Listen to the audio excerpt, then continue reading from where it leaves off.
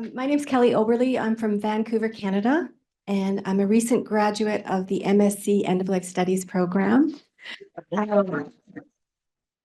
going to talk to you today about the research that I did for my master's dissertation.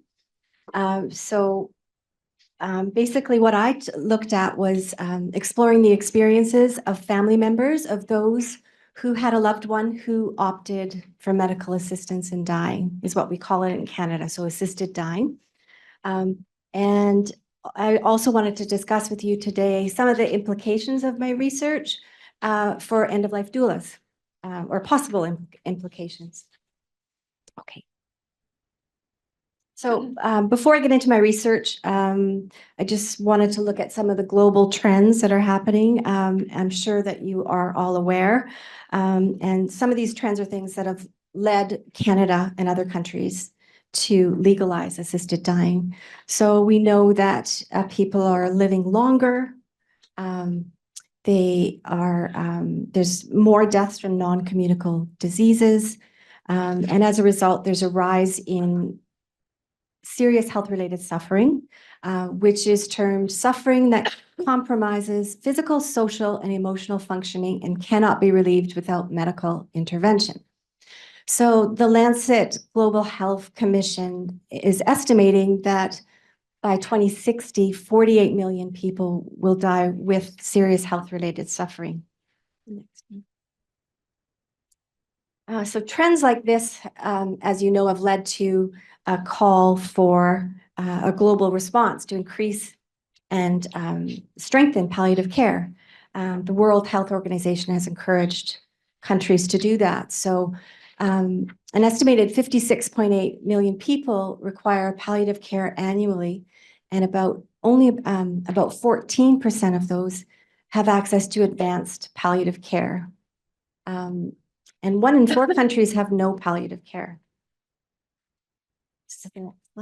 So I apologize for this very busy slide, but I'll try to explain it to you. So the Economic Intelligence Unit has ranked countries by the strength of their palliative care program. So you'll see on the left, the United Kingdom is ranked the highest in their palliative care. And so what's interesting about this is that 9 of the 11 top-ranked countries for palliative care have either legalized or are considering legalizing assisted dying. So I guess that leads to the question, well, why are they doing that? Why are these countries considering, and many have already legalized assisted dying?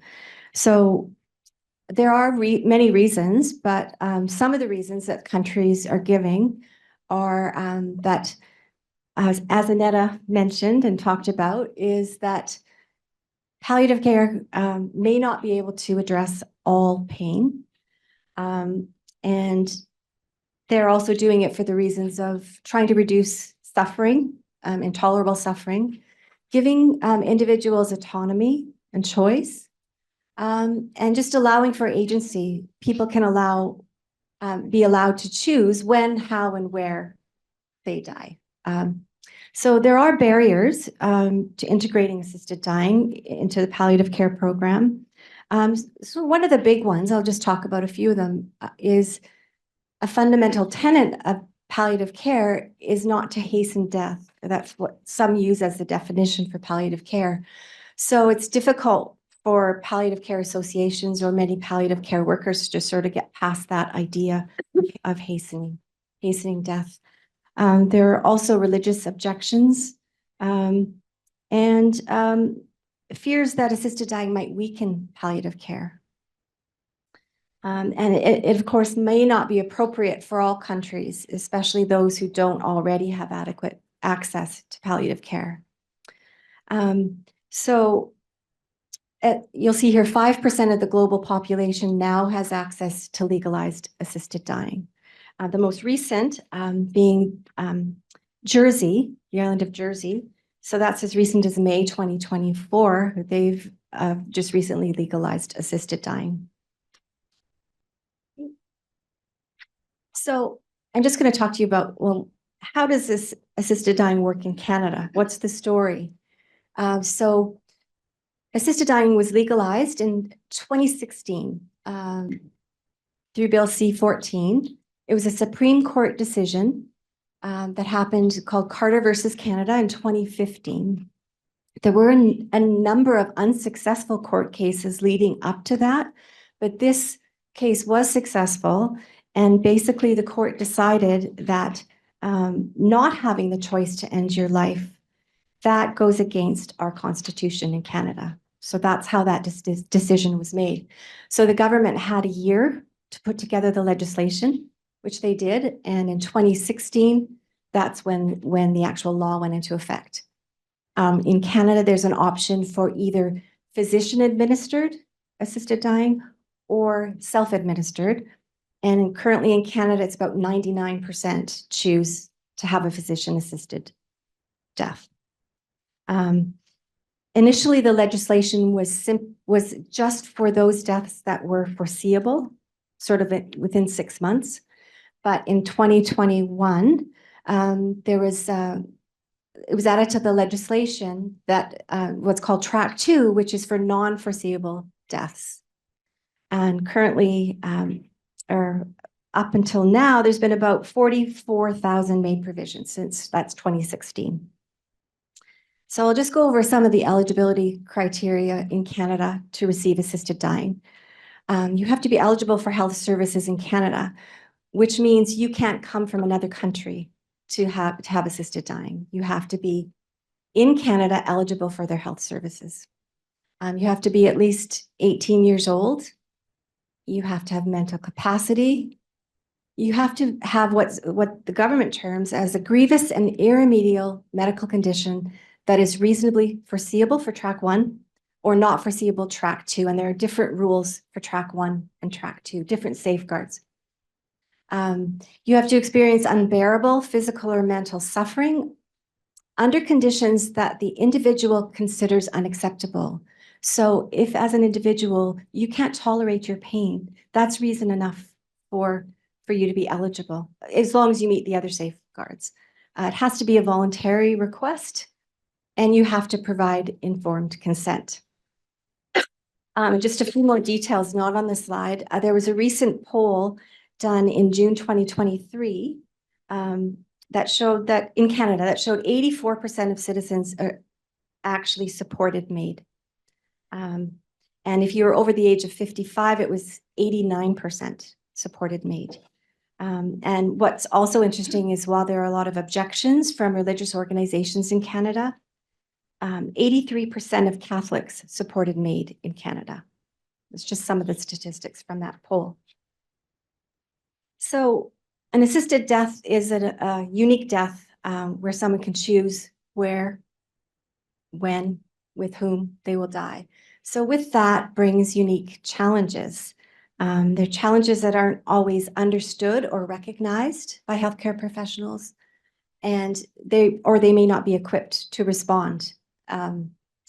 So the literature shows that MAiD can bring unique challenges for both the person choosing as well as the family members. And there's been a fair bit of research on individuals, but not as much research on how a MAiD death would affect a family member.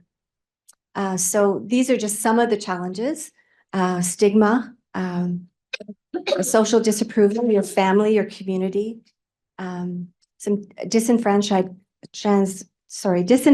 grief, and anticipatory grief. So disenfranchised meaning that you can't always grieve openly if there is that fear of stigma.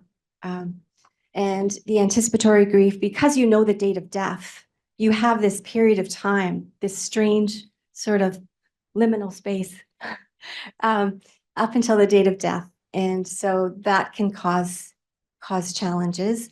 When someone has a MAiD death, often there is isolation for those who are left behind. They don't know who they are safe to tell their story to or get support from.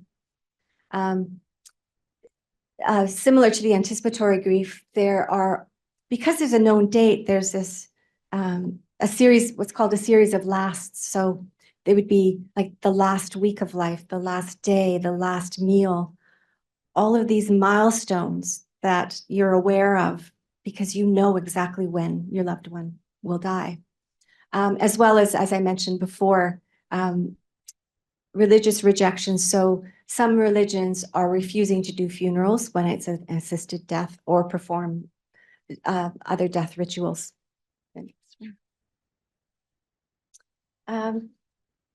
So in Canada, our government sets the legislation, and then our provinces, they're responsible for enacting that legislation or making that happen, because provinces in Canada are individually responsible for healthcare. So we've got the legislation and we've got the policy and procedures for each province, and there are differences between our provinces. But the legislation doesn't acknowledge or address any emotional, social, or spiritual challenges that come along with the MAiD death. And as I mentioned, there's limited research for family members' experiences. There is some research. And because families are so integral to the MAiD process, they're involved usually every step of the way in most cases, including even applying, helping the person apply, just going through taking their loved one to their assessments. And so they're very, very intricately involved in this. And so they can be referred to as sort of a hidden patient in this whole process. So the purpose of my research was just to sort of it's exploratory, gain an understanding, a better understanding of what those experiences are for family members, and what those experiences might mean for support needs for families. Next one.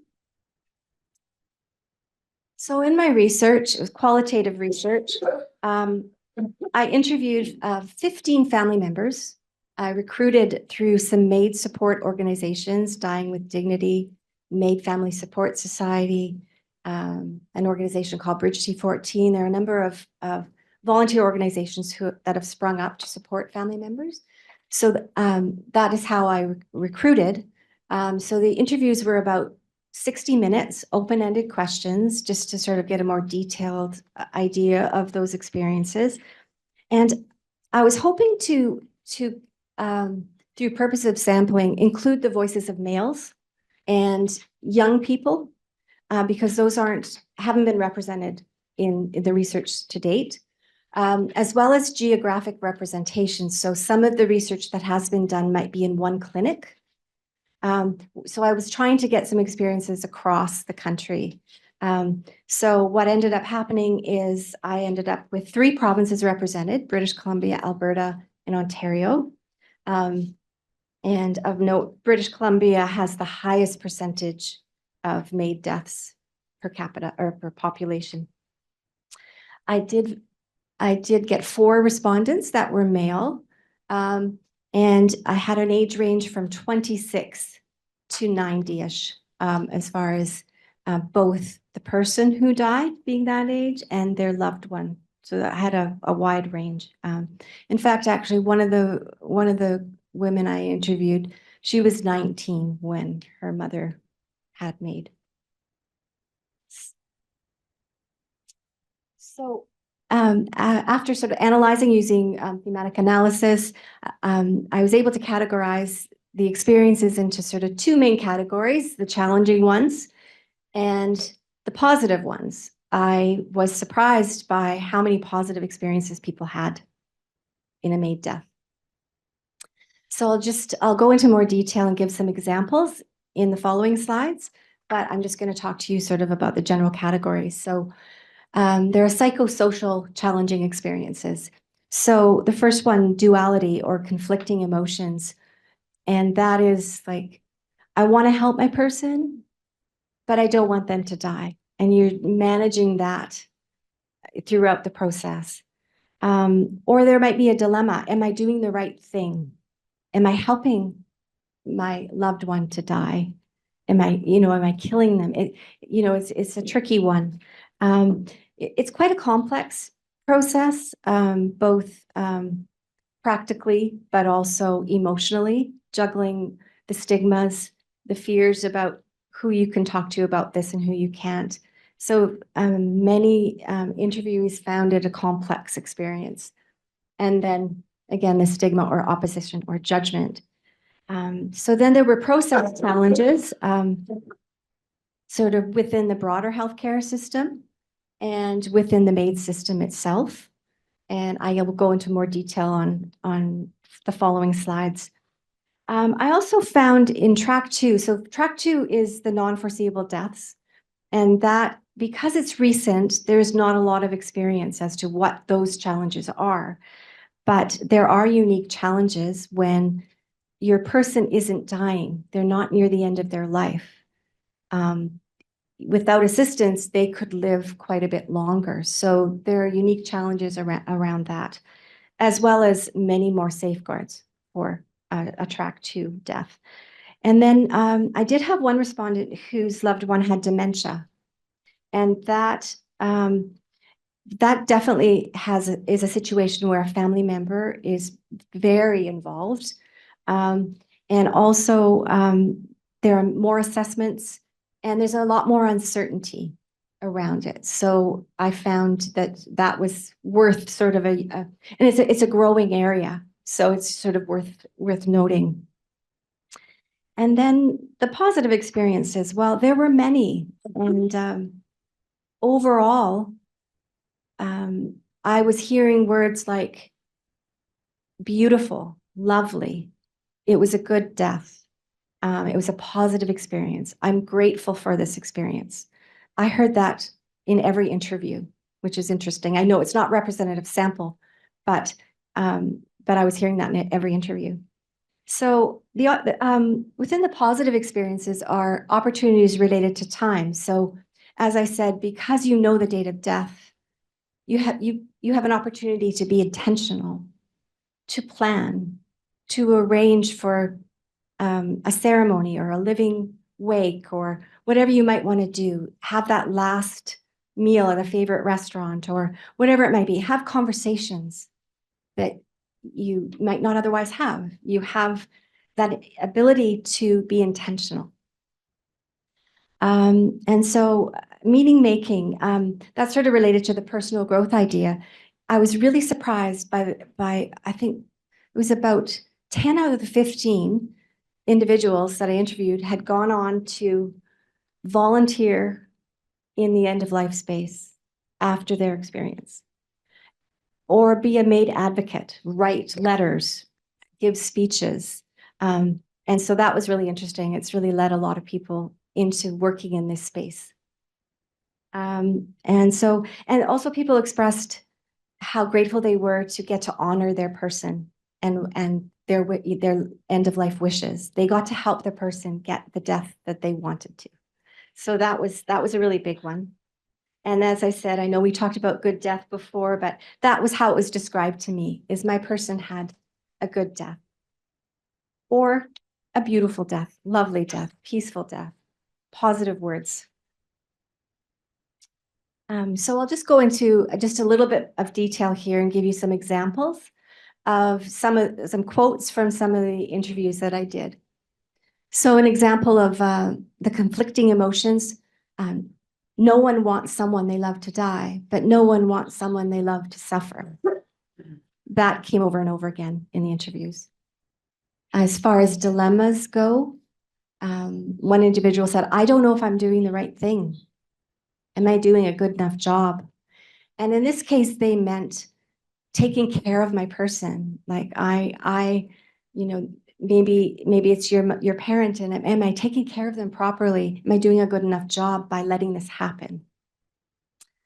And then the complexity around time and around like all the conflicting emotions. So this person said, my experience with MAiD has been profoundly complex to work through.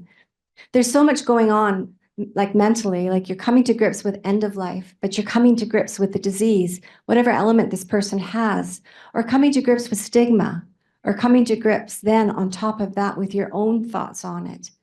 And then how comfortable you may feel or not feel talking about it with people. So you can see there's a lot of stuff going on here. There's a lot of complicating things. And then stigma. So this quote is from, and I'll speak about this later, but there was a woman whose aunt had to leave the facility she was in order to have a MAiD provision. So in Canada, 9 out of the 10 provinces allow an institution to opt out or not provide MAiD provisions if they have a religious objection. So in this case, here's a quote from somebody whose loved one had to leave the facility. She was being told by the facility, don't talk about this stuff. And then she told me, don't talk to my friends. So this person, it was quite sad. She had to sort of sneak away almost from her long-term care facility and not talk about it. She wasn't allowed to tell even the staff, that knew her and had taken care of her, why she was leaving. It was quite sad. So then, as far as this is relating to the forced transfers, as I said, 9 out of the 10 provinces allow the refusal of the MAiD provision. So here's another quote. This is from the same person. When we left the last time with her in a wheelchair, she had relationships with these care aides, and she said goodbye, but she couldn't really say goodbye the way you would if you weren't going to see them again. Weird and sort of sad and awkward. Sadness on my part that the church or that facility had given her these parameters. So in British Columbia recently, there's been a court case. Somebody is a family of somebody in BC who recently had a MAiD provision. They're suing the government because their daughter had to be transferred from a religious-based hospital. In BC, you don't get to choose which hospital you go to. So she couldn't have known in advance, like she couldn't have said, send me somewhere else. St. Paul's Hospital in Vancouver, the largest hospital. So if that's the specialty in the hospital of your disease, you have to go there. So she had to leave the facility. And unfortunately, in transit, she lost consciousness and she never regained. And so her family didn't get those last goodbyes. So that's in the court system right now. So it'll be interesting to see sort of what happens with that. Ontario has a unique requirement. That's the involvement of a coroner. We don't have that in the other provinces. And so when someone has a MAiD death, the coroner has to be involved. And in the interviews I did for Ontario individuals, it made the families feel like there was something wrong, something suspicious in the death. So it did add to the stigma and sort of complicated things for them. And so as far as the actual MAiD providers and MAiD, the staff or the individual involved in the MAiD system, I heard an overwhelmingly positive experience with the MAiD providers, the healthcare. They spoke of the compassion that these providers had. And so I heard it in every interview, but I then also heard that there was a lack of guidance or a lack of awareness of how is this going to look? What's going to happen? And so they didn't necessarily understand how quickly their person would die. And so there was an abruptness to the death for some individuals. So they had a lack of sort of emotional support as well, and resources. Now, those resources are growing in Canada. We're starting to put together those resources, but there's definitely a room for improvement and an increase in those resources. So this individual said, I think that's surprising looking backwards and the lack of information about what this process would be. No one walked us through. I'm talking the entire MAiD experience.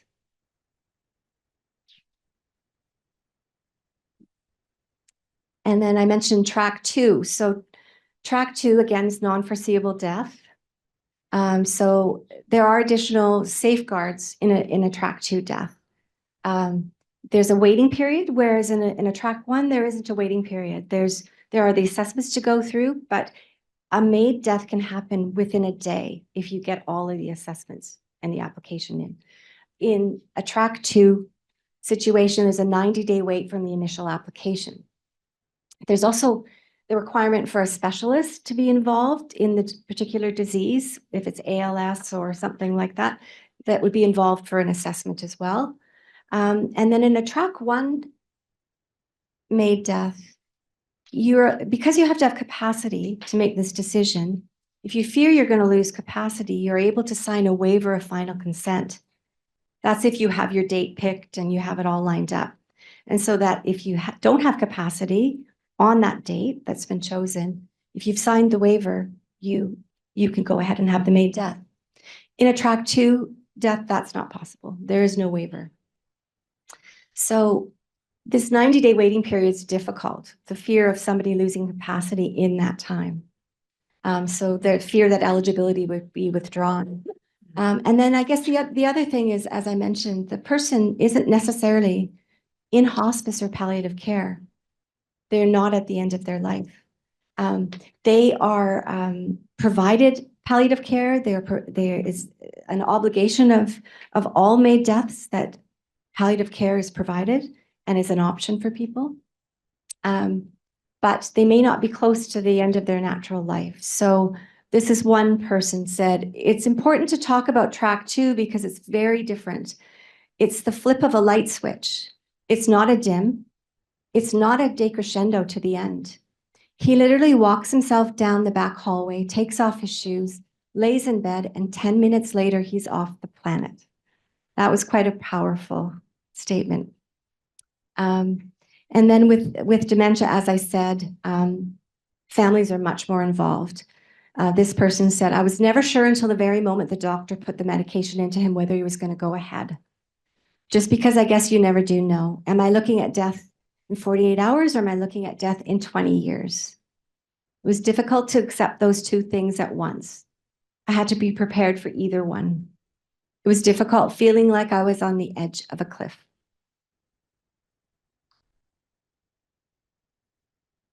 Oh, okay. I'll go faster. Sorry. I guess I have 5 minutes. So as I said, all participants mentioned the positive side. And I've talked about all of these already. I'll just maybe read a couple of them. One of the gifts of that MAiD can give people is the fact that you have time to have those conversations. We get to be intentional. We had a big family gathering at the beach. Or to be a good daughter, this was the absolute best gift I could have ever given her, was to be able to do this and advocate and make this happen for her. But what more precious gift can you give someone? So what are the implications for end-of-life doulas? We know that families are integral to the MAiD, navigating the MAiD process. So the participants in my study, they suggested that they needed support in facing the conflicting emotions that they were having and the dilemmas. They needed assistance in the complexities, all the paperwork, and how does this all work? They needed help understanding that. The awareness of time, that has challenges, but also opportunities as well. And as I discussed, sort of the uniqueness of the bereavement with that knowing the date of death with stigma and opposition. So the findings suggest a need for support and guidance in navigating this emotionally challenging journey of a MAiD death. One person said, in hindsight, I wish the social worker had said, come and have coffee with me, just drag me out of the room and said, do you really understand what's going on? A lot of them expressed that they were so busy helping their person navigate this that they weren't thinking about themselves until afterwards. And participants, this was a big one. They really felt that they wanted to speak with someone with the same lived experience that they had, or someone who understood, because they couldn't find that in a regular, for example, grief group. They didn't want to mention that they had a MAiD death. And so there's no one else I can have conversations like this with. No one else in my circle has this lived experience. I would like to talk to someone else who had been through this or who gets this, because it did feel really weird. I did want to talk to somebody who had lost a loved one to MAiD other than just, I guess, my own immediate family. So the negative process experiences that I discussed earlier, they also suggest a need for communication and education for families. And as I said, there was this theme of a lack of preparedness for what is coming. And so families are integral. They're integral, as I said, from the initial decision to the application, to choreographing the death day, to the subsequent bereavement. So supported families before, during, and after the MAiD process may be in a better position to minimize their grief and support their loved one. Oh, and I just wanted to just mention that in Canada, end-of-life doulas are stepping up to fill this role. You'll hear from Sarah and Ruth tomorrow, and they'll talk about one of the cases they'll talk about is helping someone navigate MAiD. So doulas are stepping up in Canada, and it is making a difference, and it is getting more widely known that end-of-life doulas can help in this area. So that's it.